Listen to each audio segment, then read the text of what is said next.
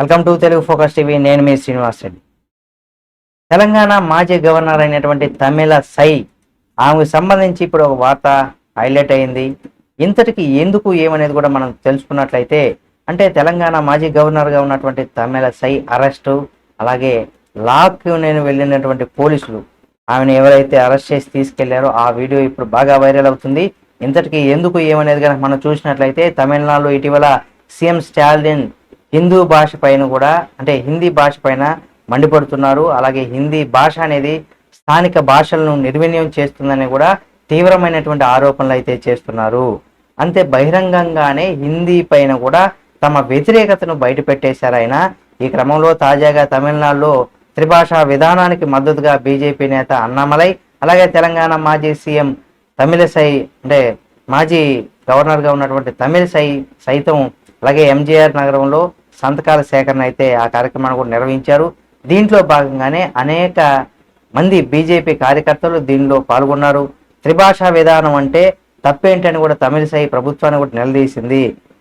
మన విద్యార్థులు విద్యా ఉద్యోగాల్లో అనేక అవకాశాలు కూడా లభిస్తాయనేసి కూడా ఆమె అంటున్నారు. ఇటువంటి క్రమంలో సంతకాల సేకరణ వద్ద కూడా భారీ జనాలు గుమికూడి ప్రభుత్వానికి వ్యతిరేకంగా బీజేపీ నేతలు నినాదాలు చేశారు.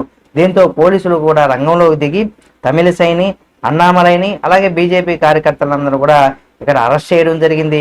అయితే తమిళనాడులో త్రిభాషా విధానానికి మద్దతుగా బుధవారం బీజేపీ ఇంటింట సంతకాల సేకరణ, అలాగే ప్రచారం, అవగాహన కార్యక్రమాల్లో కూడా ఏమాత్రం ఎక్కడా కూడా వెనక్కి తగ్గడం లేదు.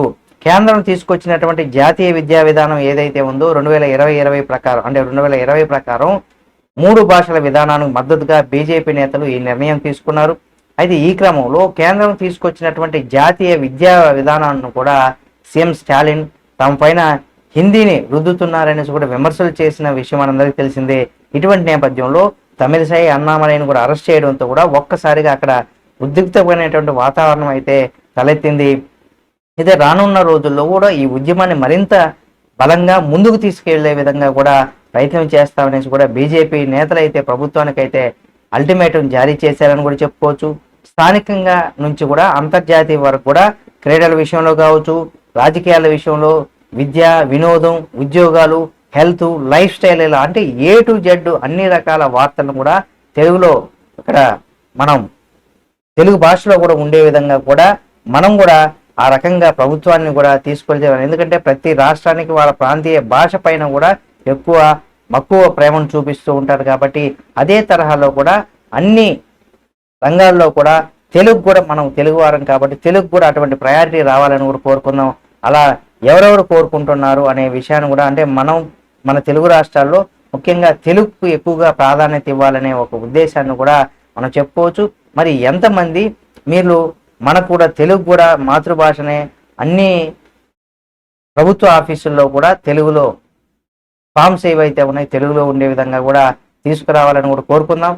మరి చూద్దాం ప్రభుత్వాలు ఎక్కడైనా సరే మన తెలుగు రాష్ట్రాల్లో తెలుగుకి ఎక్కువగా ప్రాధాన్యత ఇస్తారా లేదా అనేది కూడా చూద్దాం. ఈ వీడియో మీకు నచ్చితే లైక్ చేయండి. ఇలాంటి మరిన్ని వీడియోల కోసం మన Telugu focus TV channel subscribe చేసుకుని పక్కనే ఉన్న బెల్ బటన్ ఒకటి మాత్రం మర్చిపోకండి.